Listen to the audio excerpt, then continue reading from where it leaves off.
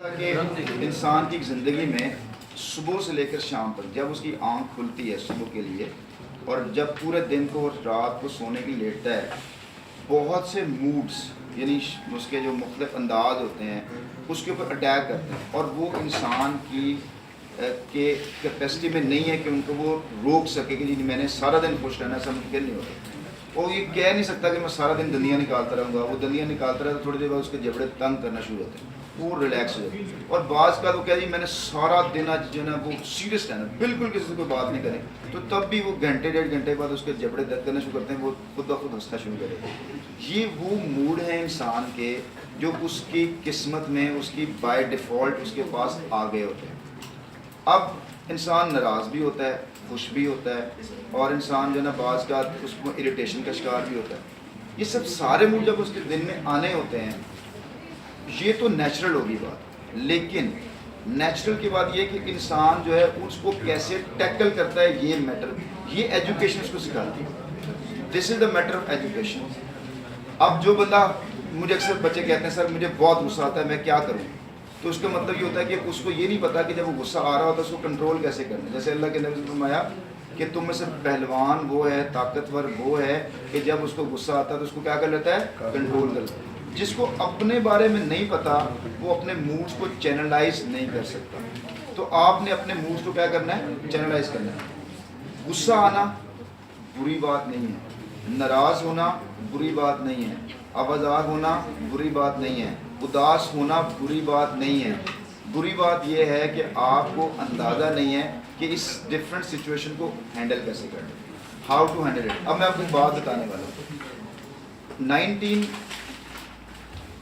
1870 की बात बताना हूँ। 1870 के राउंड अबाउट एक छोटी सी लड़की है, कोई उसकी उम्र है 3-4 साल उसकी उम्र है, सॉरी 4-5 साल उसकी उम्र है, और वो एक ऐसे मुल्क में रहती है जहाँ पे गुरबत और अमारत के दरमियान बड़ा फ़र्क है।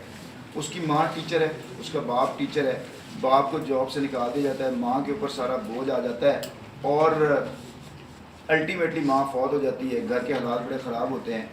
बच्ची आखिरी दिनों में स्कूल पढ़ रही होती है तो अपने साथ जब वापस आती है तो कुछ अमीर बच्चियाँ उसके साथ होती हैं, उसको अपने घर ले जाती हैं। वो जब अपने अमीर बच्चियों दोस्तों का खेल रही होती है तो अचानक उन अमीर बच्चियों की जो माँ है वो आती है, देखती है कि इन मेरी बेटियों के साथ एक गरीब बेटी भी पढ़ रही है, वो बच्ची पढ़, वो पूरे गुस्से से उसकी ना चुटिया पकड़ती है, उसको उठा के ना दरवाजे से बाहर फेंक देती है और कहती है कि तुम्हें how dare you play with my kids, don't you know that we are well off people, we are wealthy, and how dare you play with me. उसने देखा नहीं तुम्हें कितने जर्नलिस्ट की सूरत। वो बच्ची क्या करती है, जब अपना बैग उठाती है नीचे उसके आंसू उसके निकल रहे होते हैं तो वो दरवाज़ा उससे बंद होता है और वेव करती है और एक बात कहती है। वो कहती है कि आने वाले सालों में इस औरत को कोई नहीं जान रहा होगा लेकिन मेरा नाम होगा। वो घर आती है, अपनी बड़ी बहन से रिक्वेस्ट करती है कि 1 साल तुमने लोगों घरों में काम करना है, मैंने पढ़ना है, अगले साल मैं काम करूँगी तुम पढ़ोगे। इसका करते करते वो 10 क्लासें पास करती है।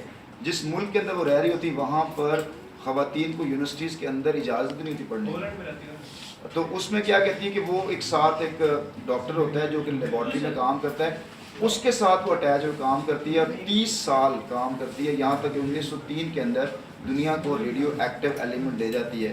मैं किसकी बात कर रहा हूँ, मदाम क्यूरी। और मदाम क्यूरी वो वाहिद औरत है हिस्ट्री ऑफ मैनकाइंड के अंदर जिसने नोबेल प्राइज़ को विन किया।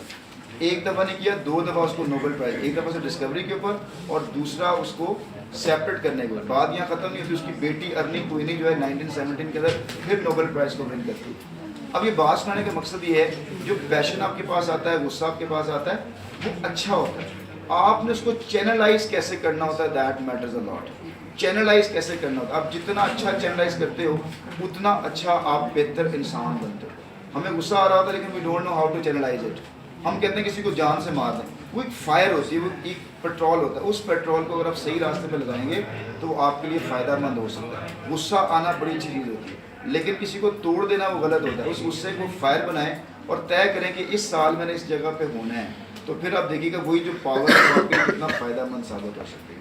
ठीक है जी, thank you very much for that. हाँ जी।